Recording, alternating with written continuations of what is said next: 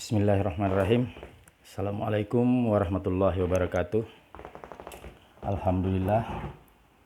Alhamdulillahirabbil alamin. Arsala rasulahu bil huda wa dinil haq liyuzhirahu 'alad dini kullih wa kafa billahi syahida. Asyhadu an la ilaha illallah wa asyhadu anna Muhammadan abduhu wa rasuluh la nabiyya ba'dah. Puji dan syukur kehadirat Allah Subhanahu wa taala.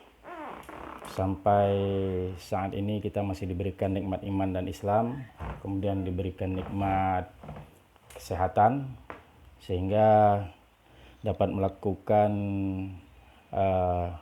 apa yang dimanahkan Allah kepada kita, yaitu khalifah fil ard, minimal kepada diri dan keluarga kita masing-masing. Kemudian selawat dan salam kepada junjungan kita Nabi besar Muhammad sallallahu alaihi wasallam sebagai uswatun hasanah bagi kita. Alhamdulillah, pada pagi hari ini sesuai apa yang dimanahkan oleh Pak Dr. Safwan Kamal MII,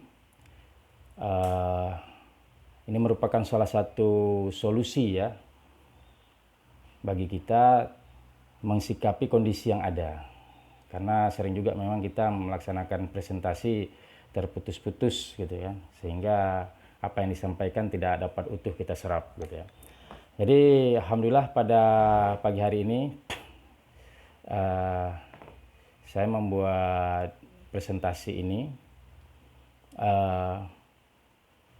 bab 4, tujuan sistem ekonomi Islam, Dzulkarnain, NIM 5012020023. Pertama-tama yang saya hormati Bapak Dr. Safwan Kamal MEI, dosen filsafat hukum ekonomi syariah. Kemudian rekan-rekan seperjuangan, kita banyak dapat pencerahan dari dosen-dosen kita, dokter-dokter kita. Ada yang mengatakan bahwa kampus merdeka dan merdeka belajar.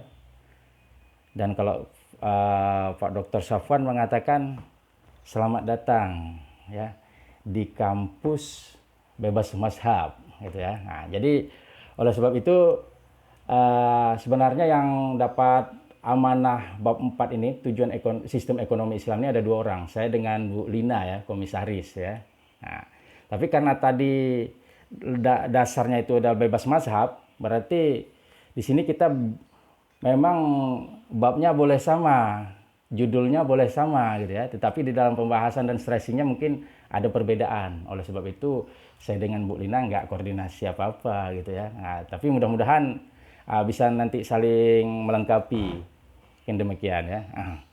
Jadi ada dua hal pokok yang menjadi landasan hukum sistem ekonomi Islam, yaitu Al-Quran dan Sunnah Rasulullah SAW.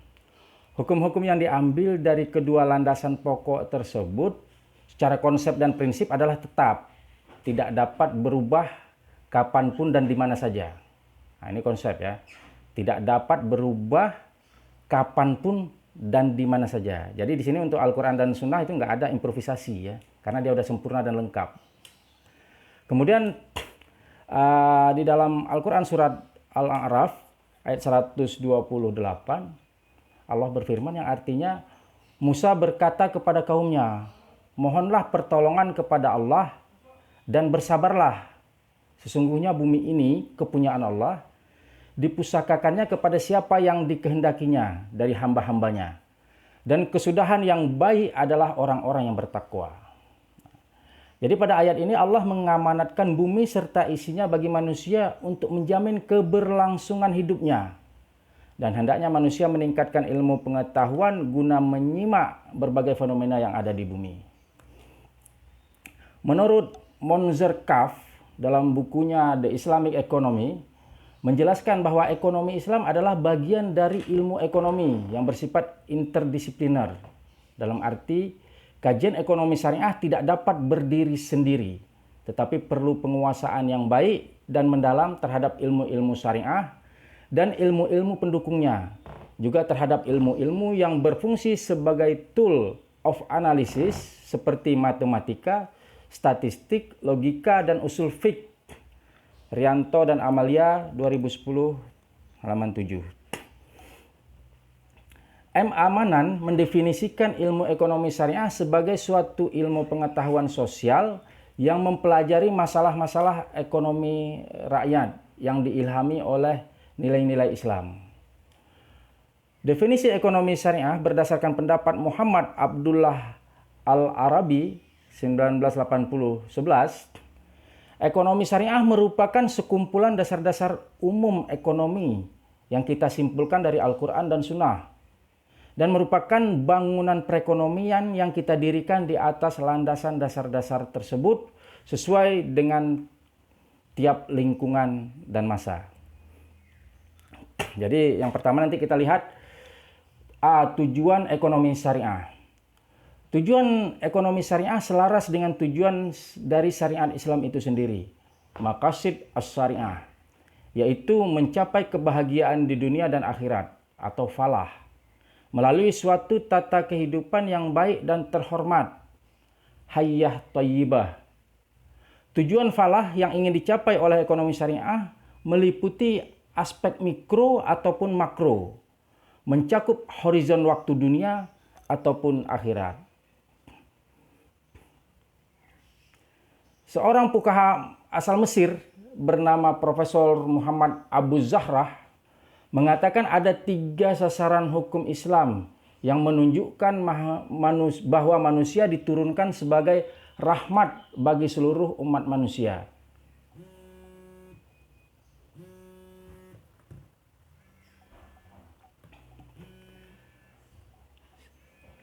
Yang pertama, penyucian jiwa agar setiap muslim bisa menjadi sumber kebaikan bagi masyarakat dan lingkungannya. Kedua, tegaknya keadilan dalam masyarakat. Keadilan yang dimaksud mencapai aspek kehidupan di bidang hukum dan muamalah. 3, tercapainya maslahah merupakan puncaknya. Para ulama menyepakati bahwa maslahah yang menjadi puncak sasaran di atas mencakup 5 jaminan dasar, yaitu keselamatan, keyakinan agama, din, keselamatan jiwa, nafs, keselamatan akal, keselamatan keluarga dan keturunan, nasal, dan keselamatan harta benda, mal. Layaknya sebuah bangunan, sistem ekonomi syariah harus memiliki fondasi yang berguna sebagai landasan dan mampu menopang segala bentuk kegiatan ekonomi guna mencapai tujuan mulia. Zainuddin Ali, 2008. B. Prinsip-prinsip ekonomi syariah.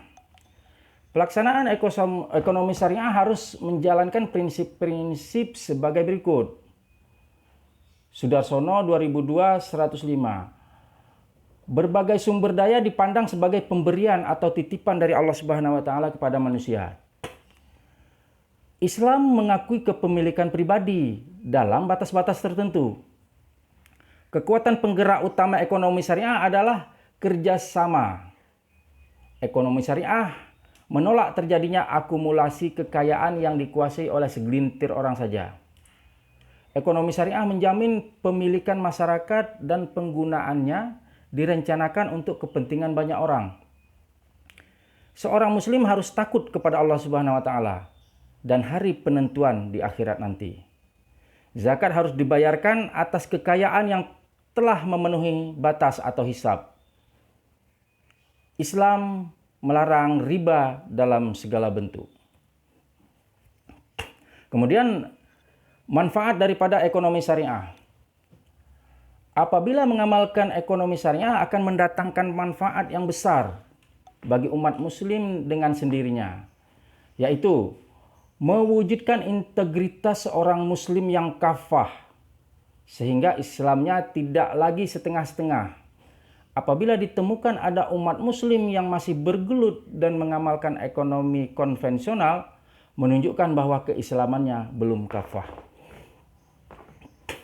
Menerapkan dan mengamalkan ekonomi syariah melalui lembaga keuangan Islam, baik berupa bank, asuransi, pegadaian, maupun BMT, Baitul Mal wa Tanwil, akan mendapatkan keuntungan dunia dan akhirat.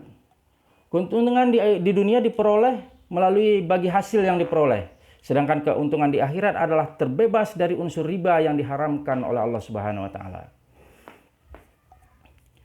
Praktek ekonomi berdasarkan syariat Islam mengandung nilai ibadah karena telah mengamalkan syariat Allah. Mengamalkan ekonomi syariah melalui lembaga keuangan syariah berarti mendukung kemajuan lembaga ekonomi umat Islam. Mengamalkan ekonomi syariah dengan membuka tabungan, deposito, atau menjadi nasabah asuransi syariah berarti mendukung upaya pemberdayaan ekonomi umat. Sebab dana yang terkumpul akan dihimpun dan disalurkan melalui sektor perdagangan real. Mengamalkan ekonomi syariah berarti ikut mendukung gerakan amar ma'ruf nahi mungkar. Sebab dana yang terkumpul pada lembaga keuangan syariah hanya boleh disalurkan kepada usaha-usaha dan proyek yang halal. D. Pencapaian falah. Umat manusia pada dasarnya adalah makhluk sosial yang tidak dapat hidup secara mandiri. Sedangkan manusia melaksanakan seluruh aktivitasnya dalam rangka memenuhi semua kebutuhan hidupnya, baik secara sosial, ekonomi, moral, dan spiritual. Tujuan hidup seorang muslim adalah kebahagiaan dunia dan akhirat, sesuai dengan firman Allah Subhanahu wa taala, "Ya Tuhan kami, berikanlah kami kebaikan di dunia dan kebaikan di akhirat, dan peliharalah kami dari siksa neraka." Al-Quran Surat Al-Baqarah 201. Konsep Islam tentang falah adalah sangat komprehensif. Untuk mencapai falah atau kebahagiaan dalam konsep sistem ekonomi Islam harus dilakukan langkah-langkah atau upaya sebagai berikut. 1. Distribusi yang adil dan merata. Untuk mewujudkan masyarakat yang sejahtera, maka diharapkan terjadinya penyebaran secara adil dan merata distribusi sumber-sumber ekonomi yang ada. Merujuk kepada apa saja rampasan atau fa'i yang diberikan Allah kepada Rasul-Nya dari harta benda yang berasal dari penduduk kota, maka adalah untuk Allah, untuk Rasul, kaum kerabat, anak-anak yatim, orang-orang miskin, dan orang-orang yang dalam perjalanan, supaya harta itu jangan beredar di antara orang-orang kaya saja di antara kamu. Al-Quran Surat Al-Asr ayat 7. Menunjukkan bahwa Islam sangat memperhatikan distribusi sumber ekonomi secara adil dan merata, sehingga tidak terjadi penumpukan harta pada segelintir orang dan menghindari monopoli pada berbagai sektor. Sistem ekonomi Islam menjamin distribusi kekayaan yang adil dan merata melalui sistem yang bersifat positif maupun negatif, seperti lembaga zakat dan sedekah, hukum pewarisan dan wasiat, penghapusan bunga, melarang perolehan kekayaan melalui cara yang haram dan melalui cara yang haram, dan melarang penimbunan. Yang kedua, tersedia kebutuhan dasar. Al-Quran Surat An-Nisa ayat 32 Allah berfirman yang artinya, "Dan janganlah kamu iri hati terhadap apa yang dikaruniakan Allah kepada kebahagiaan kamu lebih banyak dari sebahagian yang lain." Maaf, saya ulangi. Dan janganlah kamu iri hati terhadap apa yang dikaruniakan Allah kepada sebahagian kamu lebih banyak dari sebahagian yang lain. Karena bagi orang laki-laki ada bagian dari apa yang mereka usahakan, dan bagi para wanita pun ada bahagian dari apa yang mereka usahakan. Dan mohonlah kepada Allah sebahagian dari karunia-Nya. Sesungguhnya Allah Maha mengetahui segala sesuatu. Ayat ini mengisyaratkan bahwa Allah memberi rizki kepada manusia dengan ukuran yang berbeda-beda tergantung usahanya. Yang ketiga, tegaknya keadilan sosial. Allah telah menempatkan makanan dan karunia di atas bumi bagi semua orang untuk memenuhi kebutuhan mereka. Namun karena satu dan lain hal, distribusinya tidak selalu adil di antara semua umat manusia. Sehingga ada orang-orang yang beruntung dan sebagian yang kurang beruntung menjadi amat miskin dan sedikit sekali memiliki harta untuk memenuhi kebutuhan dasarnya. Islam menjawab ketidakmerataan pembagian kekayaan tersebut dengan mewajibkan si kaya untuk menyerahkan sebagian dari kekayaan mereka guna menolong si miskin dan mereka yang kurang beruntung. Subhanallah. Yang keempat, mengutamakan persaudaraan dan persatuan. Tujuan lain sistem ekonomi Islam adalah menegakkan persaudaraan dan persatuan di antara kaum muslimin. Al-Quran menyatakan, bukanlah menghadapkan wajahmu ke arah timur dan barat itu suatu kebajikan. Akan tetapi sesungguhnya kebajikan itu ialah beriman kepada Allah, hari kemudian malaikat-malaikat, kitab-kitab, nabi-nabi, dan memberikan harta yang dicintainya kepada kerabatnya, anak-anak yatim, orang-orang yang meminta-minta, dan memerdekakan hamba sahaya, mendirikan sholat, dan menunaikan zakat. Al-Quran Surat Al-Baqarah ayat 177. Yang kelima, pengembangan moral dan material. Dalam Al-Quran Surat An-Nisa ayat 29, Allah berfirman yang artinya, hai orang-orang yang beriman, janganlah kamu saling memakan harta sesamamu dengan jalan yang batil, kecuali dengan jalan perniagaan yang berlaku dengan suka sama suka di antara kamu. Dan janganlah kamu membunuh dirimu, sesungguhnya Allah Maha Penyayang kepadamu. Melalui ayat ini Allah mengharuskan adanya kejujuran dalam melakukan perdagangan, sehingga terciptanya kemaslahatan yang menjadi harapan setiap individu. Masih berkaitan dengan hal di atas, Allah Subhanahu wa taala berfirman dalam Al-Qur'an surat Al-Mutaffifin ayat 1-3. Hai orang-orang yang beriman, janganlah kamu memakan riba dengan berlipat ganda dan bertakwalah kamu kepada Allah supaya kamu mendapat keberuntungan. Yang keenam, sirkulasi harta. Tujuan penting lainnya dari sistem ekonomi Islam adalah mencegah penimbunan dan menjamin sirkulasi harta secara terus-menerus. Sistem ekonomi Islam mencapai tujuan tersebut melalui zakat. Zakat adalah musuh besar penimbunan. Tujuan sirkulasi harta dapat juga dicapai melalui sedekah lain, baik yang bersifat wajib maupun tidak, melalui hukum pewarisan dan wasiat, serta melalui uang tebusan. Yang ketujuh, terhapusnya eksploitasi. Layaknya sebuah bangunan, sistem ekonomi syariah harus memiliki fondasi yang berguna sebagai landasan dan mampu menopang segala bentuk kegiatan ekonomi guna mencapai tujuan mulia. Berikut ini merupakan prinsip-prinsip dasar dalam ekonomi syariah. Zainuddin Ali 2008. Pertama, tidak melakukan penimbunan. Ihtikar. Penimbunan dalam bahasa Arab disebut dengan al-ihtikar. Secara umum, ihtikar dapat diartikan sebagai tindakan pembelian barang dagangan dengan tujuan untuk menahan atau menyimpan barang tersebut dalam jangka waktu yang lama, sehingga barang tersebut dinyatakan barang langka dan berharga mahal. Selanjutnya, tidak melakukan monopoli. Monopoli adalah kegiatan menahan keberadaan barang untuk tidak dijual atau tidak diedarkan di pasar, agar harganya menjadi mahal.